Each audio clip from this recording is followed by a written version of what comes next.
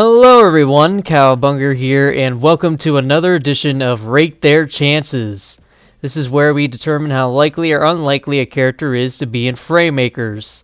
There are many factors I take into consideration when determining this, but the most influential one is popularity, followed by potential, representation, and communication. Here is the scoring system for this series, with 5 meaning I think the character will be in the base roster, while 1 means I think they have no chance of being represented at all.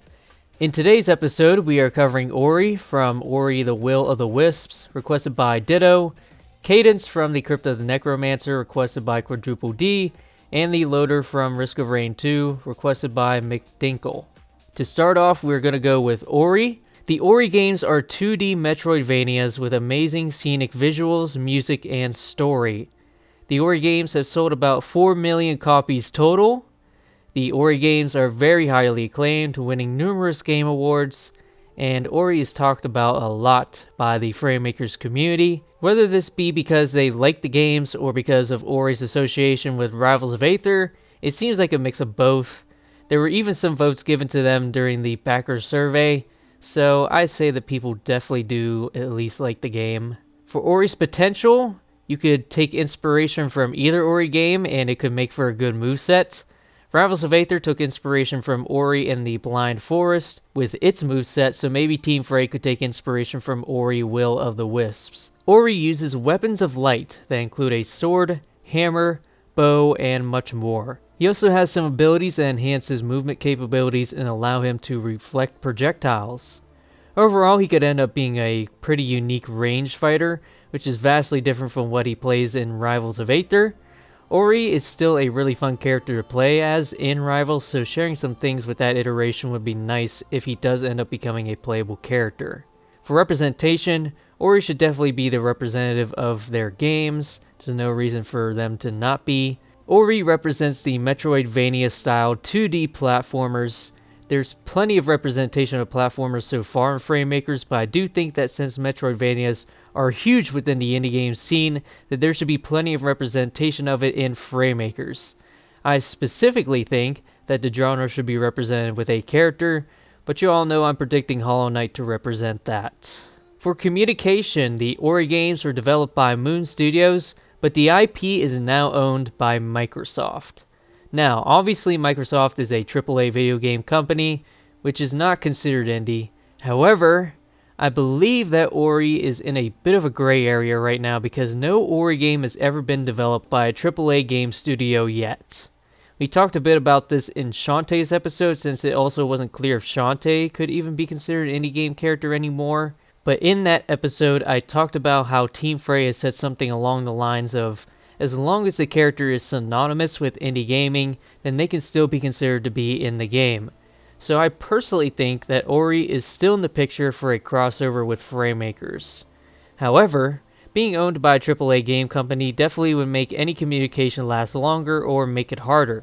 Team Frey has had plenty of time to communicate with any indie game that they want to add into their game, so this isn't the most concerning thing. I think that having to go through Microsoft instead of the developers of the Ori games will make things more difficult than anything else, really. Moon Studios will no longer work with Microsoft because workers there spoke out over work conditions, so there's no clear indication on what is happening with the Ori series in the future. However, since Team Frey is working with Dan, who has the connections they need to get conversations going, I still think it is possible for Team Frey to get Ori without too much hassle. So with all that being said, let's get to Ori's rating. I'm going to give Ori a score of 3. That is right. I really feel like a 2.5 could be just as appropriate of a score here, but I lean more towards him having a better chance than the other characters I've given 2.5 ratings. Ori pretty much has everything going for him to appear in Fraymakers. I do see his ceiling being an assist, however. I don't see him being considered to be a character because he is already playable in Rivals of Aether, and I've seen him requested to be an assist more than a character as well.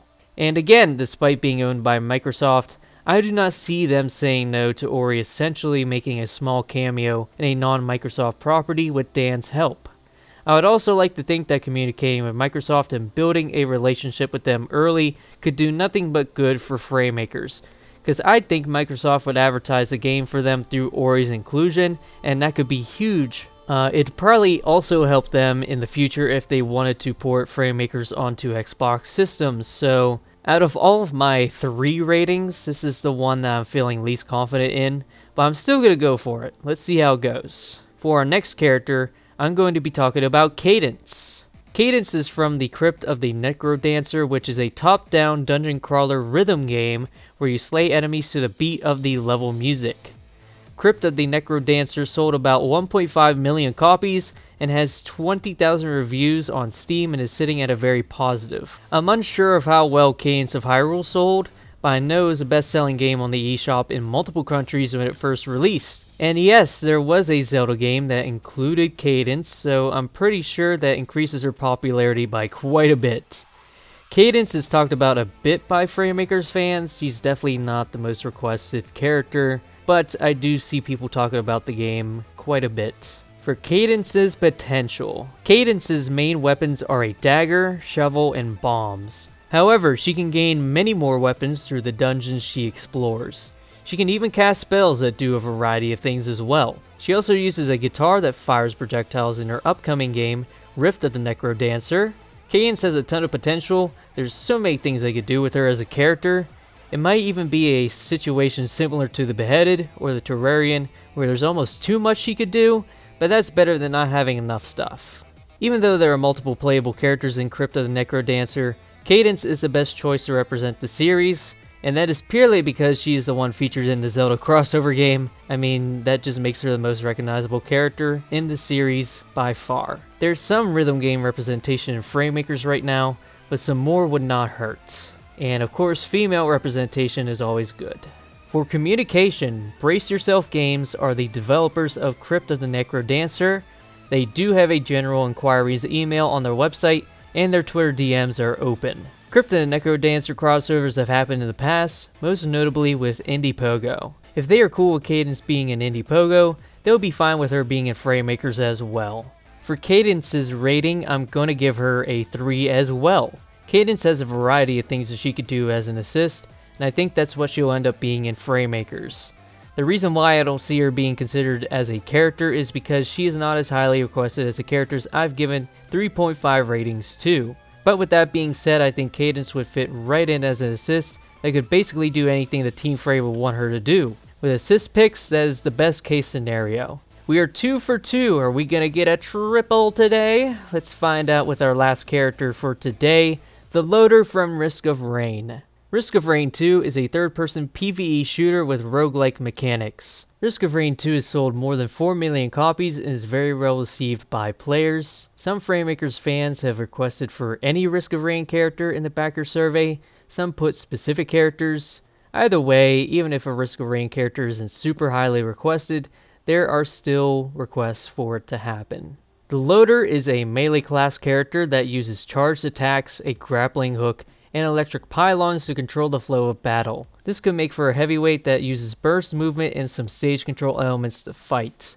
Fish Bungeon is already a movement-based heavyweight, so their playstyles could be pretty similar in some ways, so I don't think that's a very good thing. You definitely want a variety of playstyles to be represented in a roster that is small as Fraymakers. For representation, as stated before, most people who have played Risk of Rain and request a crossover don't seem to care which survivor gets in. All survivors seem to be as popular as any other one. So with that being said, are there any other survivors who could be a better fit as a character? Let's first talk about characters that probably aren't going to be considered, and that's characters with guns. Now, guns aren't not allowed. Look at the Kid and look at Gunman Clive. But if a realistic gun is being shot, that is probably a no-no. So that narrows down choices to a good chunk. Other characters that could be in the game are Huntress, Multi, Engineer, Artificer, Rex, Acrid, and the Void Fiend. And that's all just characters from Risk of Rain 2, by the way. You could pick a character from the first one if you wanted to, but I feel like Risk of Rain 2 characters are more likely. They are all fine choices to be a character. I feel like each one has a decent amount of potential. And out of all the characters here, I personally feel like the Void Fiend would be the best representation of Risk of Rain. This is because the Void is an important part of Risk of Rain's lore, so having somebody who visually represents that idea is ideal. Void abilities are unique, and representing them over anything else could make Risk of Rain stand out to other represented games.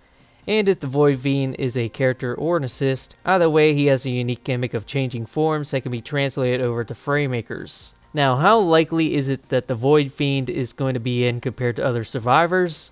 Probably not super likely, actually. The main reason for that is just that the Void Fiend is a newer character to Risk of Rain 2, so unless Team Frey asked the devs about wanting a Risk of Rain character as the Survivors of the Void DLC was in development, there's no way the Void Fiend could have been included. So ultimately, let's just say that any of the previous listed Risk of Rain characters are fine representation for the franchise moving forward here. For communication, Hoopu Games were the developers of Risk of Rain, but the rights were recently bought by Gearbox Software, who are another AAA gaming company. Again, I still feel like a Risk of Rain character is eligible to make an appearance in Fraymakers because there has not been any AAA Risk of Rain games made yet. It is possible that Team Frey got a hold of Hoopu Games before the Risk of Rain IP was bought by Gearbox, but even if they didn't, Gearbox Games is easier to contact regarding business inquiries compared to a bigger studio like Microsoft. So either way, I don't see the process of making things happen being too hard. There have been 2 Risk of Rain crossovers before, one with Dead Cells and the other one with the Binding of Isaac 4 Souls Requiem. For a Risk of Rain character's rating, I'm going to give them a 3. Yeah baby, the 3 for 3 is real. A Risk of Rain character would fit pretty well as an assist. Once again, I see the ceiling for a Risk of Rain character being an assist because it's not the most requested franchise to be represented in the game, but the Risk of Rain franchise is huge, and I have no doubt that Team Frey could find an action for one of its characters to do for an assist and have it be unique than every other one in the game. So there we go. That is the end of this episode. We had a star-studded lineup for this one, so it's no surprise that all of them got a 3, and they're all predictions of mine to be in the game. For next time, we're going to be looking at Candyman from Lethal League Blaze, Evan Macmillan from Dead by Daylight, and Velvet from Them Fighting Herds. So until then, I'll see you guys on the next episode. Bye.